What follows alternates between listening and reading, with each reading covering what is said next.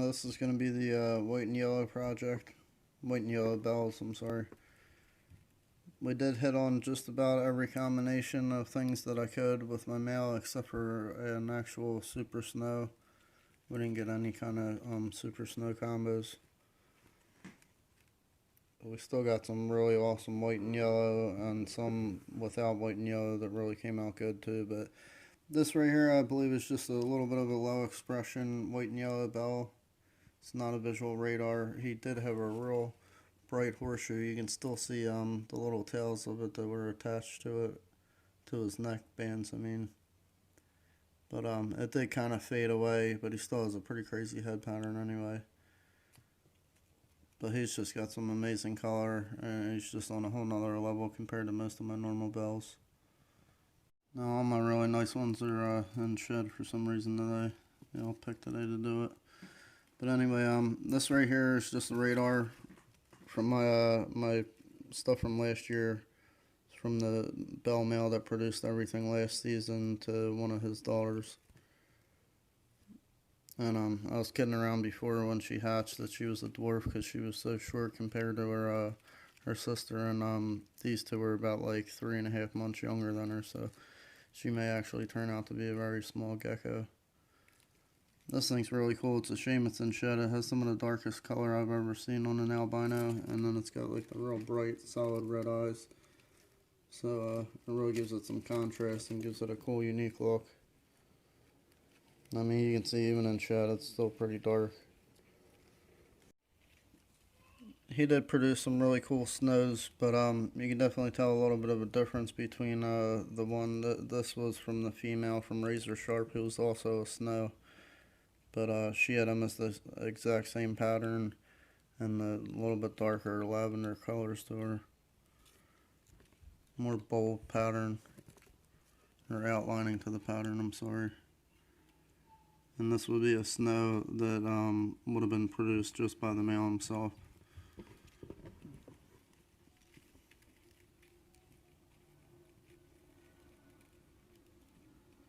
But I have two more that are almost identical to this, and I actually sold a pair that were basically very similar also. None of them were nearly as bold as the one that was produced by that female.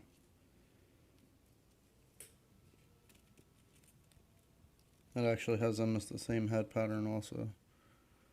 You can go on my Facebook, there's definitely plenty of pictures of the mother when she was younger.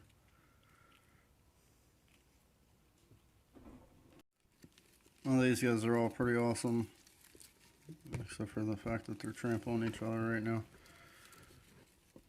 This one right here is definitely a white and yellow. Didn't hit on the radar, but it's got a lot of nice carroting in the tail. It's a female. That's another female right here.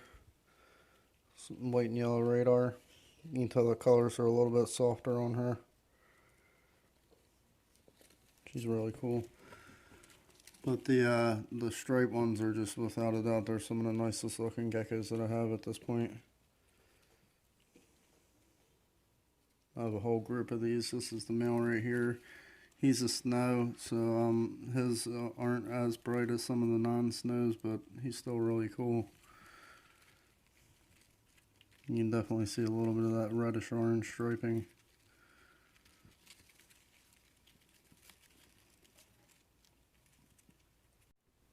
I'm going to do these girls one at a time because I don't want them all piling up again, and there is a little bit of a size difference, but I have them in pretty much all different sizes, which is cool, so you see the different stages of the striping coming in. This one, you can basically see it all the way to the tail now. May not be showing that great on the camera, but they're real thin on this girl. She is a visual radar. But the white and yellow definitely brought out some cool colors. A lot of these came from the nice striped radar females that I had bred to the white and yellow. So I'm assuming that's where this red striping came in, you know, just from the white and yellow influence on top of the bold stripes or stripes.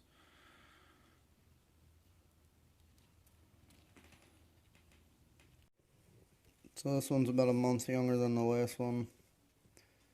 Definitely has some carroting coming in on the tail now. You can see a little bit of the striping starting to come down.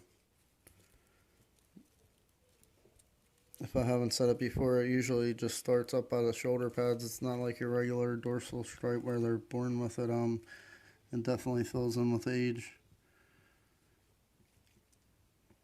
So this is definitely going to be a big project next year. We're going to shoot for a lot of these and try to fine tune them a little bit, get more of that reddish orange color out of them, and just get some nicer, cleaner looking stripes hopefully, and a little more carroting in the tail hopefully also. These two right here are clutch mates. Both are white and yellows. This one's a visual radar, the other one isn't. But when they were hatched, just like a lot of the white and yellows, it was kind of hard to tell, and then that horseshoe starts to pop out after the first shed. Sometimes the first or second shed, whatever.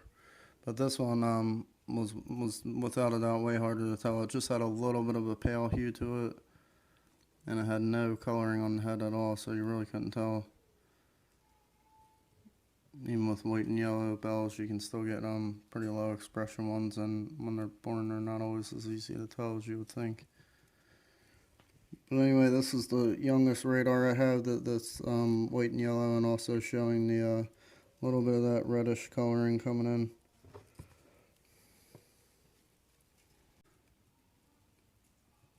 I'm pretty much going to wrap it up with these two.